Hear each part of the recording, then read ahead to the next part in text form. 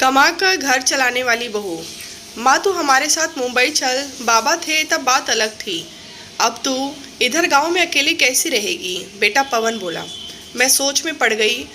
दिल का दौरा आने से पति की अचानक मृत्यु हो गई थी। मैंने बहुत कोशिश की खुद को संभालने की। 13वीं के बाद सब मेहमान चले गए।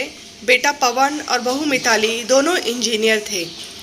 बेटा और बहू के साथ रहने जाना मत, ऐसी मेरी एक सहेली ने कहा था, क्योंकि कमाने वाली बहू को बूढ़ी सास जरा से भी पसंद नहीं होती। तेरे वहाँ जाने से उनकी स्वतंत्रता में बाधा आएगी और वह तुझे ताना मार मार के तेरा जीना हराम कर देंगे। जाने दो, भाई जब जिंदा थे तब उन्होंने अपनी सारी प्रॉपर्टी अपने बेटे के नाम कर दी थी। ऐसी परिस्थिति में बेटा और बहू यह मकान बेच सकते हैं और घर के सब पैसे लेकर तुझे एक पैसों के लिए तरसाएंगे। बेटे और बहू के साथ जाने के अलावा मेरे पास दूसरा कोई विकल्प नहीं था। 65 साल की उम्र में मेरे घुटनों के दर्द की वजह से मुझे हमारा राशन दुकान चलाना भी आसान नहीं लग रहा था। 13वीं का पूरा खर्च बेटे ने उठाया था, पर छोटे मोटे खर्च के लिए बेटे के सामने हाथ फैलाना मुझे पसंद नहीं था और हमने बचाए हुए थोड़े पैसे मुझसे खर्च हो गए थे। अब परिस्थिति ऐसी थी कि मेरे पास 50 रुपए भी नहीं थे और यह बातें सोचने में मैं पवन को कोई उत्तर नहीं दे सकी। इतने में मिताली बोली, माँ मुझे बताओ कि कौन सी साड़ी रखनी है, मैंने आपकी बैग पैक कर रही हूँ। जब मिताली ने ऐसा कहा तब मैं उसे कुछ कह नहीं पाई। चुप रहकर उनके साथ मुंबई आई। पवन और मिताली यह दोनों मेरा बहुत ख्याल रखते थे। हम सब साथ बैठकर खाना खाते थे। उनकी याद नहीं आनी चाहिए, इसीलिए दोनों मुझे बहुत खुश रखने का प्रयत्न करते थे। मेरा 7 साल का पोता रेहान तो दादी दादी कहते हुए मेरे पीछे पीछे भागता था। मैंने कौन सी चीज़ मंगाई हो कि वह मुझे तुरंत लाकर देता था। ये सब देखकर मेरे मन को बहुत शांति मिलती थी। मैं सोचने लगी कि लोग बेवजह ही आजकल के लड़के और लड़कियों को बदनाम करते हैं और कहते हैं कि बूढ़े माँ बाप का सम्मान नहीं करते, उनकी देखभाल नहीं करते। खासकर बहू कमाने वाली होगी तो सास को ठोकरों पर रखेगी। लेकिन मैंने देखा कि ये सारी सिर्फ बातें थीं। हर उंगली की तरह हर बहू सेम नहीं होती। आज सब ने बाहर घूमने का प्लान बनाया था।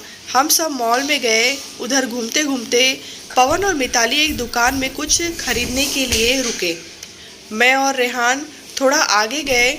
आइसक्रीम की दुकान देखते ही रेहान बोला, दादी मुझे आइसक्रीम खानी है। मेरे ऊपर जैसे बिजली ही गिरी, क्योंकि मेरे पास तो पैसे ही नहीं थे। दिन में कभी मुझे पैसे की ज़रूरत नहीं पड़ी, अभी क्या करें। मेरा उदास चेहरा देखकर रेहान वापस बोला, दे दो ना प्लीज़। माफ़ कर बेटा, मेरी पर्स में घर भूल गई। मेरे ऐसे बोलते ही रेहान मेरी तरफ एक अलग नज़रों से देखने लगा। उसको लगा कि आइसक्रीम लेनी नहीं है, इसीलिए दादी बहाने बना रही है। पर मैं क्या कर सकती थी। मुझे खुद ही शर्म आ रही थी कि मैं कैसी दादी हूँ जो अपने पोते को आइसक्रीम भी नहीं लेके दे सकती। हमने बाहर ही खाना खाया। मिताली ने मेरे पसंद की काजू मसाले की सब्जी ऑर्डर की थी, पर मुझे वह पसंद नहीं आ रही थी। घर आने के बाद सब ने थोड़ी देर टीवी देखी। पवन सोने गया। रेहान को क्या चाहिए और क्या नहीं वह देखने के लिए मिताली उसके रूम में गई। मैं भी मेरे रूम में सोने जा रही थी। तभी मुझे रेहान की आवाज़ सुनाई दी, मम्मी दादी बहुत कंजूस हैं। तू ऐसा क्यों बोल रहा है? हाँ मम्मी, जब मॉल में घूम रहे थे तब मैंने दादी से आइसक्रीम मांगी तो वह कहने लगी कि मेरी पर्स घर पर भूल गई हूँ। यह अच्छा है क्या मम्मी, कंजूस दादी? रेहान, क्या है? दादी के बारे में ऐसा बोलने से पहले तुमने सोचना नहीं क्या? तेरी दादी इस वक्त कितनी दुखी है तू समझ नहीं सकता।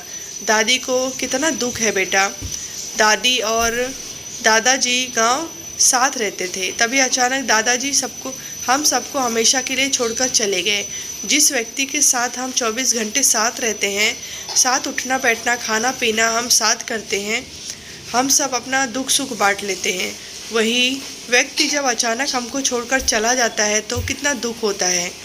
तू अभी नहीं समझ सकता।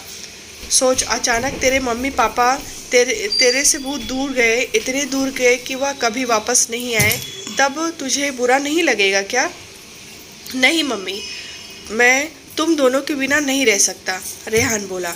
बेटा फिर सोच कि दादाजी बिना तेरी दादी कैसे रहती होंगी। ऐसी परिस्थिति में वह अपना पर्स घर भूल गई होंगी। तूने उनको कंजूस कहा, उनका प्यार तुझे नहीं दिखता क्या? जब भी तुझे स्कूल से आने में 5 या 10 मिनट भी लेट हो जाता है, तब वह बालकनी में खड़े रहकर तेरी राह देखती हैं। उनके घुटने दर्द करते हैं तब भी। बेटा, किसी के बारे में अपनी राय बनाने से पहले उस व्यक्ति के दृष्टिकोण से सोचना चाहिए। यह बातें सुनकर मुझे मेरी बहू पर बहुत अभिमान हुआ। उसकी जगह मैं रहती तो कदापि मैं मेरे लड़के को इतने अच्छे से समझा नहीं पाती। दूसरे दिन सुबह पवन ऑफिस गया और रेहान स्कूल। मिताली ऑफिस से जाते जाते मेरे हाथ में कुछ पैसे देने लगी। ये क्या है बेटा, मुझे पैसों की क्या ज़रूरत है? मैं बोली, माँ, किसको कब पैसों की ज़रूरत पड़ जाए कह नहीं सकते।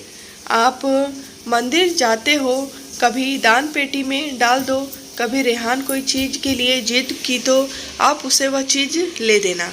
पर बेटा, माँ, जब यही पैसे पवन ने आपको दिए होते तो आपने मना किया होता क्या?